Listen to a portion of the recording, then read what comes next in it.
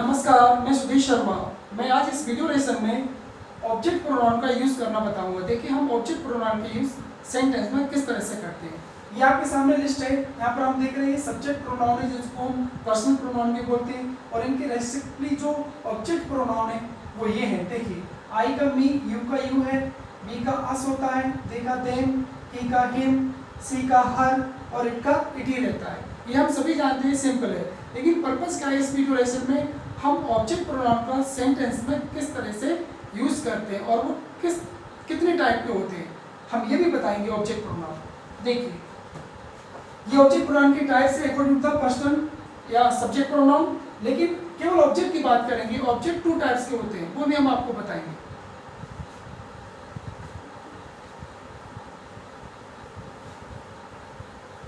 सबसे पहले हम आपको एक बात बताने जा रहे हैं इस वीडियो लेसन में कि एक सेंटेंस में जो कर्ता होता है और जो वर्ब यानी कि जो एक्शन है, जिसके लिए जो सब्जेक्ट जिस कार्य को कर रहा है वो ऑब्जेक्ट के हिसाब से करता है। जिस टाइप का ऑब्जेक्ट है, कर्ता यानी सब्जेक्ट उसी तरह से वो कार्य करता है।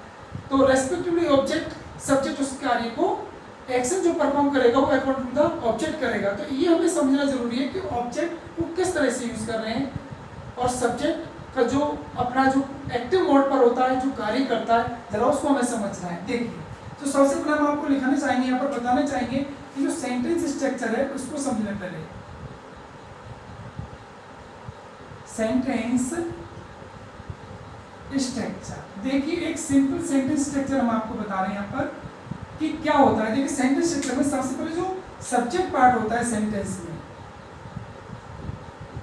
सब्जेक्ट पार्ट का एरिया यानी कि इसको पर्सनल प्रोनाउन या प्रॉपर नाउन यहाँ पर यूज होगा, और प्लस उसके बाद में जो एरिया होता है वो वर्ब का होता है। इसमें 2 टाइप्स की वर्ब होंगी। उसके बाद में देखिए, आप सिंपल सेंटेंस स्ट्रक्चर हम आपको बता रहे हैं, जैसे कि प्रीपोजिशन भी होते हैं, कंजक्शन भी होते हैं, एडजेक्टिव एडवर्ब भी होते हैं। लेकिन यहाँ पर हमें कुछ नहीं बताना है ऐसा। यहाँ पर सिंपल हम आपको सब्जेक्ट और वर्ब और ऑब्जेक्ट के बारे में बताएंगे, क्योंकि हमारी स्टडी यहाँ पर है ऑब्जेक्ट प्रोनाउन को लेकर। तो हमें केवल उतना ही समझना है इस वीडियो लेसन में कि जो एरिया यहाँ पर जो वर्ब 2 टाइप की वर्ब यूज होती हैं। एक तो यहाँ पर एक्शन वर्ब यूज होगी, जिसको मेन वर्ब भी बोलते हैं, एक्शन वर्ब। और ये जो एरिया है यहाँ पर, ये वाला जो प्लस साइन है, यहाँ पर मतलब टेंस के साथ साथ ऑक्सिलरी वर्ब पे यूज करते हैं। क्या? ऑक्सिलरी वर्ब, ऑक्सिलरी वर्ब पे यूज होगा। तो ये, और फिर नेक्स्ट पार्ट होता है यहाँ पर ऑब्जेक्ट पार्ट होता है सेंटेंस में, जिसकी हमें स्टडी करनी है। ये ऑब्जेक्ट पार्ट, हमें ऑब्जेक्ट पार्ट को समझना है। सब्जेक्ट जो होता है सेंटेंस में वो एक्टिव होता है, यानी कार्य एक्शन परफॉर्म करता है। किसके लिए? ऑब्जेक्ट के लिए। यही हमें यूज करना है, यही हमें समझना है इस वीडियो लेसन में। देखिए, हम किस तरह से यहाँ पर ऑब्जेक्ट प्रोनाउन के यूज कर रहे हैं। देखिए जरा, इस सेंटेंस को, स्ट्रक्चर को हमने समझ लिया।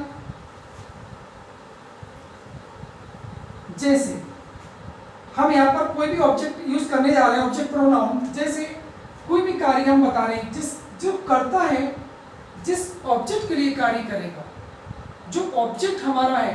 देखो, एक सिंपल सी बात हम आपको बता दें। ऑब्जेक्ट का मतलब क्या होता है? ऑब्जेक्ट का मतलब होता है, एक देखा जाए तो एक बाधा की तरह यूज होता है, यानी प्रॉब्लम की तरह। जैसे कि ऑब्जेक्शन को हम नॉर्मल हमने देखा हो कि कोर्ट में बहुत यूज होता है। जैसे कोर्ट में ऑब्जेक्शन यानी जब किसी को किसी बात पर आपत्ति होती है तो उसे उसके लिए कुछ ना कुछ बोलना पड़ता है, यानी कि उसके लिए कार्य करना होता है। इसलिए जहाँ ऑब्जेक्ट है वहाँ सब्जेक्ट के लिए कुछ ना कुछ अकॉर्डिंग टू द ऑब्जेक्ट कार्य करना ही होता है।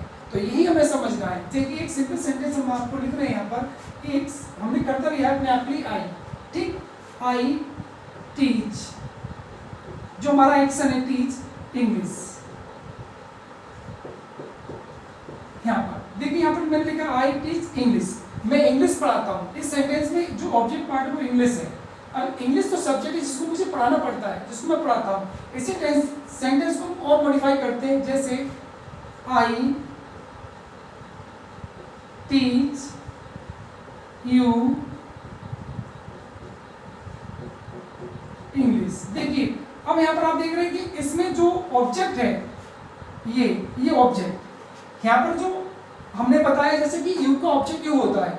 यहाँ पर जो एक्टिव है वो आई है, यानी मैं। टीच का मतलब जो मेरा एक्शन है, मैं पढ़ाता हूँ क्या? इंग्लिश। किसके लिए? आपके लिए। तो जो यू है, यानी कि यू यहाँ पर ऑब्जेक्ट प्रोनाउन है। जिसके लिए आई के लिए कार्य करना हो रहा है। तो यहाँ पर यही हमें समझना है कि ऑब्जेक्ट पार्ट के लिए सब्जेक्ट कार्य करता है। और यहाँ पर आप देख रहे हैं जो इंग्लिश है ये डायरेक्ट ऑब्जेक्ट है। क्या है? Direct object. और यहाँ पर ये इनडायरेक्ट ऑब्जेक्ट है, इनडायरेक्ट ऑब्जेक्ट। जितने भी I, we, you, they, he, she, it यानी इनके जितने भी जो ऑब्जेक्ट प्रोनाउन है वो सभी इनडायरेक्ट ऑब्जेक्ट होते हैं। और जितने भी यूजेबल थिंग्स है, यूजेबल यानी कि नॉन लिविंग थिंग्स, इन सभी को हम डायरेक्ट ऑब्जेक्ट बोलते हैं। किसी प्लेस का नाम है, किसी वस्तु का नाम है, ये सब हमारे डायरेक्ट ऑब्जेक्ट होते हैं। क्योंकि यहाँ पर इंग्लिश चेंज नहीं होगी, यहाँ पर हो सकता है कि आई टीच हर इंग्लिश, इसलिए इनको इनडायरेक्ट ऑब्जेक्ट बोलते हैं। ऐसे बहुत सारे में एग्जाम्पल समझ सकते हैं कि ऑब्जेक्ट जो प्रोनाउन है उनका यूज किस लिए किया जाता है। एक एग्जाम्पल और यहाँ पर यूज करेंगे हम, जरा देखें तो आप ये समझ गए होंगे कि ऑब्जेक्ट पार्ट क्या होता है। सेंटेंस में ऑब्जेक्ट पार्ट के लिए कार्य करना होता है। एक बहुत इंपॉर्टेंट सेंटेंस हम लिखने जा रहे हैं। जैसे एक सेंटेंस है हमारा, बहुत सिंपल है कि आई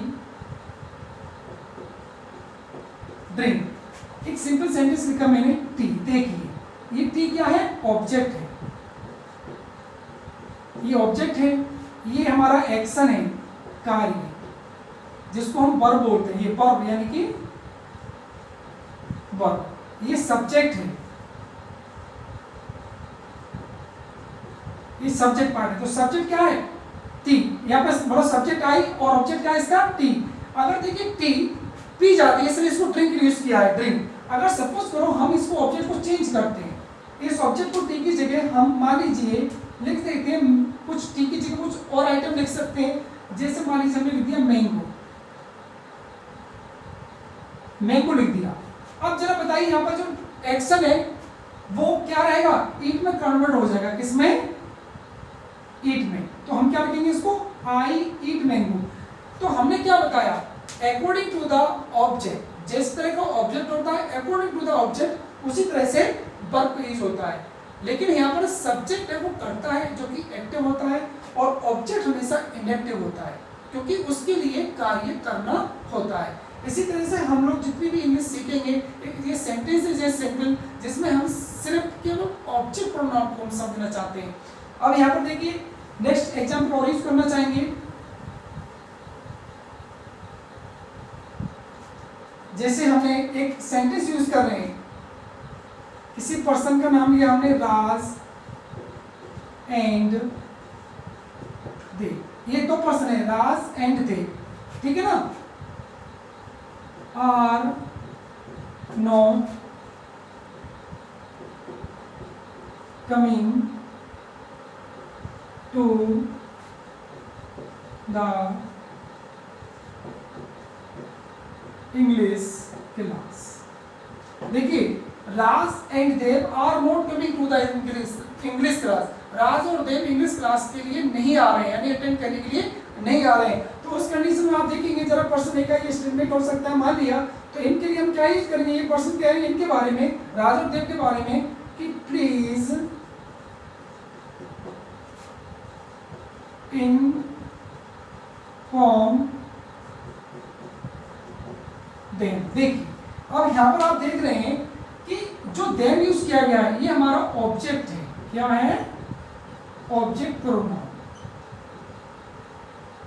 अब यहाँ पर अगर मान लीजिए राज और देव क्लास में इंग्लिश क्लास में आते तो इनको हमें इंग्लिश क्लास के बारे में कोई इंफॉर्मेशन बाद में नहीं देनी पड़ती क्योंकि अगर वो आ जाते। इसलिए ऑब्जेक्ट वो होता है जिसके लिए हमें काम करना होता है। तो यहाँ पर हमने क्या कहा है? जो कि पर्सन यहाँ पर जैसे हम करें कि कृपा करके आप उनको इन्फॉर्म कर देना। किनके लिए? राज एंड देव के लिए। उनके लिए हमने क्या यूज किया है? दोनों के लिए देम यूज किया है। और देम क्या है? दे। यानी कि यहाँ पर हम दे आर नॉट भी बोल सकते थे, लेकिन हम उनका नाम भी यूज कर रहे हैं यहाँ पर, यानी उनका पर्सनल प्रोनाउन यूज कर रहे हैं। क्या? मान लीजिए दे का यूज कर रहे हैं, लेकिन यहाँ पर हमने प्रॉपर नेम का यूज किया है, प्रॉपर नाउन का यूज किया है, राज एंड देव, जो कि प्रॉपर नाउन है। Are not coming to the English class, तो प्लीज इन्फॉर्म देम। तो ये देम हमारा क्या हो गया? Object pronoun. इसी तरह से हम हिम का भी यूज कर सकते हैं। जैसे सेंटेंस यूज करेंगे कि आई कॉल हिम, ठीक है ना? आई कॉल हिम एक सिंपल सेंटेंस लिया है, मैं उन्हें कॉल करता हूँ किसके बारे में, मान लीजिए कोई इंफॉर्मेशन देने के लिए, कोई भी सिंपल सेंटेंस हमने यूज किया है। जैसे मान लीजिए हमने कहा ही इज हर, वह उसको पढ़ाता है क्या, जो भी है, ही टीचर इंग्लिश या हिंदी या मैथ, कोई भी सब्जेक्ट यहाँ पर हम पुट कर सकते हैं, कोई भी सब्जेक्ट जो इसको ये पढ़ाते हैं। तो इस तरह से ही के लिए इस सी के लिए काम करना होता है, लेकिन सी यहाँ पर क्या है, इनएक्टिव है। जब सी इनएक्टिव है, जो कि काम नहीं कर रही है और उसके लिए कोई काम कर रहा है, तो इसलिए उसका जो ऑब्जेक्ट प्रोनाउन है हर, उसका यूज किया गया है। तो हमें यही समझना है वीडियोलेशन में कि ऑब्जेक्ट प्रोनाउन क्या होते हैं और इनको कैसे यूज करते हैं, क्यों यूज करते हैं। सिर्फ हमें उनके लिए कोई ना कोई काम करना होता है जो उनकी नीड होती है। तो सेंटेंस में जो ऑब्जेक्ट के स्थान पर होगा, मतलब सेंटेंस का जो स्ट्रक्चर हमने बताया, जो ऑब्जेक्ट के प्लेस पर होगा वो हमेशा इनएक्टिव होगा और सब्जेक्ट हमेशा ऑब्जेक्ट के लिए कार्य करेगा। तो ये हमारे इस वीडियोलेशन में बहुत इंपॉर्टेंस था बताना कि ऑब्जेक्ट प्रोनाउंस क्या है और उनका सेंटेंस में क्या यूज है।